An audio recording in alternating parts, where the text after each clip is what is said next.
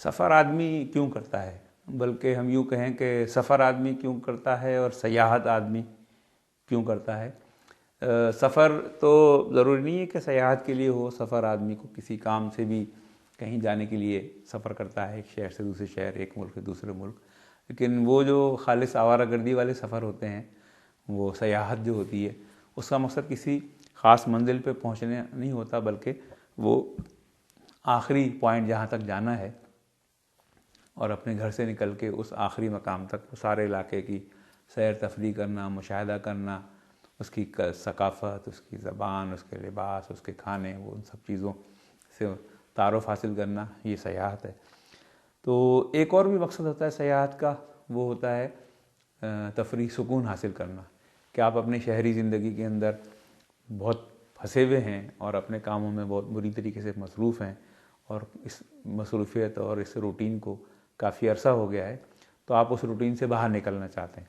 और आप थोड़ा सा ज़िंदगी में एक दरवेशी इख्तियार करना चाहते हैं कि जी, और जो रख रखाव आपने अपनी ज़िंदगी में कर रखा है, उस रख रखाव से बाहर निकलना चाहते हैं। तो आप किसी दूर दराज मंजिल का ऐसा इंतखाब करते हैं कि जहाँ जो आपके इलाके से बिल्कुल मुख्तलिफ है, जहाँ कोई और ही माहौल है, कोई और ही ज़बान है, कोई और ही कल्चर है, कोई और ही खाने हैं। तो वहाँ हज़ारों किलोमीटर का, जितने मील का सफ़र करके आप वहाँ पहुँचते हैं, तो आपको वाकई वहाँ एक ऐसा माहौल मिलता है कि जिसके बारे में आपने सोचा भी नहीं था, बहुत हसीन है या बहुत अजीब है, तो वो आपको एक उसकी तस्कीन मिलती है। और जितना आपको ये फ़ील हो कि आप अपने रूटीन वाले इलाके से और अपनी यकसानियत वाले मनाजिर से निकल के दूर आ गए हैं, तो उसमें ज़्यादा आपको मज़ा आता है। लेकिन इसमें एक अजीब भी है, आजकल तो ग्लोबल विलेज दुनिया बन चुकी है, दुनिया हर जगह एक जैसी हो गई है। तो इसमें कभी कभी ऐसा भी होता है कि आप बहुत दूर पहुंच के भी आपको लगता है कि आप वहीं खड़े हैं, आप कहीं दूर ही नहीं आए हैं। मिसाल के तौर पे कि सन 2000 की बात है कि जब मैं कराची से बाकू, आज़रबाईजान का जो दारुल हुकूमत है, वहाँ तक बाई रोड गया था और ये कई दिन का सफ़र था। कराची से कोयटा, कोयटा से ताफ्तान, ताफ्तान से फिर ईरान में दाखिल होके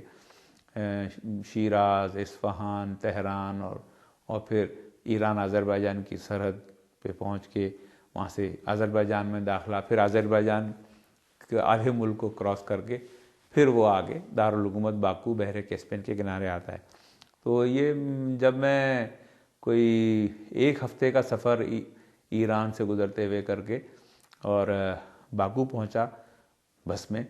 तो जिस वक्त बाकू शहर के अंदर गाड़ी दाखिल हुई और जहाँ उस बस को मुझे उतारना था, तो उस वक्त रात का 1 बज रहा था। बहरहाल रोशनियाँ थी वहाँ। तो रात के 1 बजे जब मैं बस से उतर के जैसे ही मैं सामने सड़क की तरफ बढ़ा, तो सामने एक बहुत बड़ा बोर्ड लगा हुआ था जिसके ऊपर सैमसंग या पैनासोनिक या जो भी इस तरह के ब्रांड है, उसकी एक बहुत बड़ी वॉशिंग मशीन का इश्तिहार लगा हुआ था।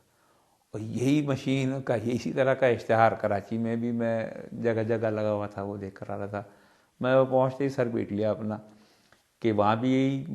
पैनासोनिक, सैमसंग, सोनी ये वॉशिंग मशीन बिक रही है, यहाँ भी इसी का इश्तिहार है, इसकी मार्केट, यहाँ पे भी वो पैनासोनिक की मशीन बिक रही है, उसका इश्तिहार है, इसका मतलब मैं वहीं खड़ा हूँ। इसी तरीके से हम पिछले दिनों यहाँ इस्लामाबाद से गिलगित गए, 18 घंटे का सफ़र करके वहाँ पहुँचे और वहाँ बिल्कुल एक नए माहौल में। तो जैसे ही हम वहाँ हुंजा की मेन रोड पे दाखिल आए हुए, तो हर तरफ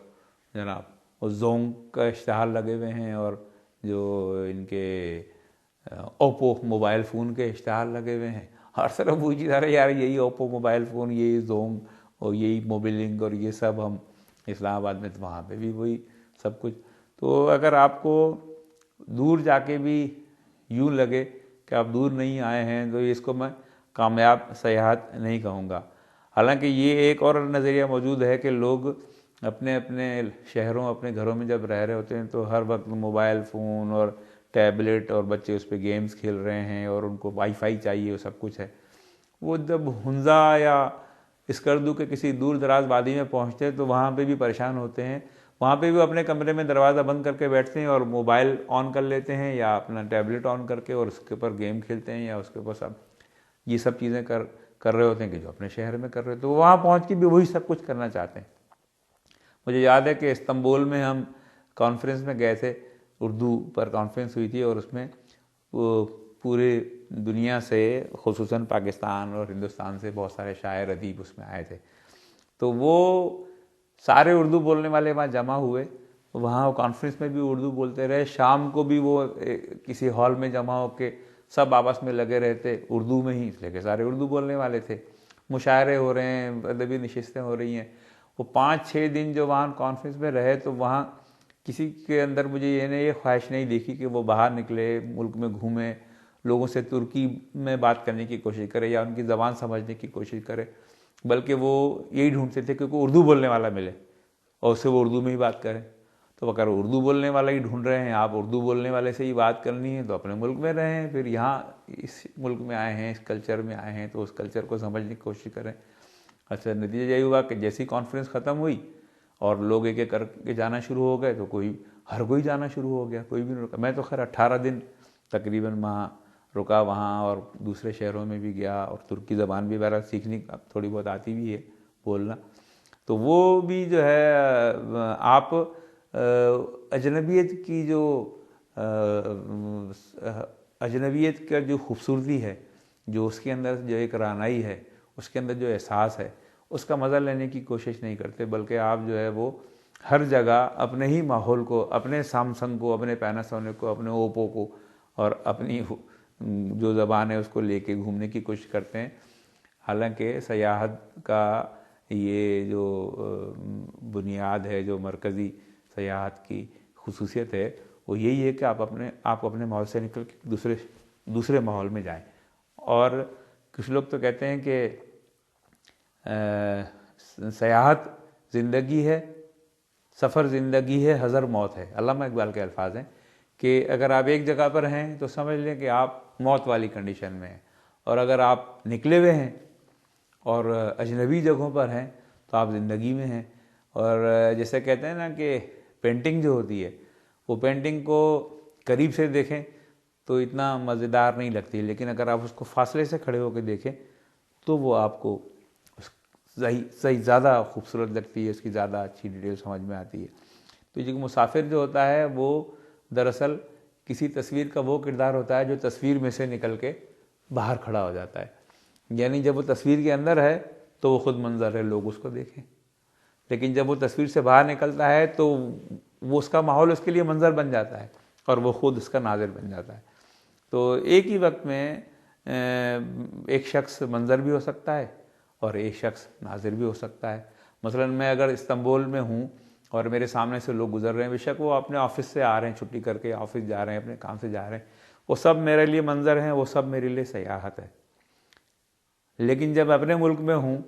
और मैं खुद हालांकि सयाह हूँ, लेकिन अगर कोई दूसरे मुल्क का शख्स आता है तो मैं उसके लिए मंजर हूँ। वो देखता है कि जी ये शख्स यहाँ आ रहा है, यहाँ से भी गुजरा और ये गाड़ी चला रहा है या अपनी ऑफिस जा रहा है या ये काम कर रहा है, तो वो उसके लिए मैं उसकी सयाहत का एक हासिल, उसके सयाहत का एक मंजर हूँ। तो उन मनाजिर तक रसाई के लिए आपको अपने रूटीन से बाहर आना पड़ता है। तो अगर आप अपने इलाके से, अपने मंजर से, अपनी जगहों से दूर होके भी आपको वही सब कुछ वहाँ मिल रहा हो